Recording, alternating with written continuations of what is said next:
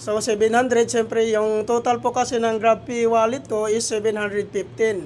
So kailangan po saktuhan lang din po yung ilalagay natin dito guys.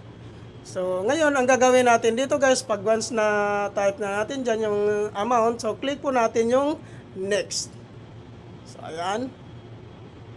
So ang susunod natin gawin guys, dito po, ito po yung transaction details po natin, no. So kailangan na po natin confirm po yung guys, ita-transfer na po natin guys papunta po sa GCash natin. So nandiyan yung amount po.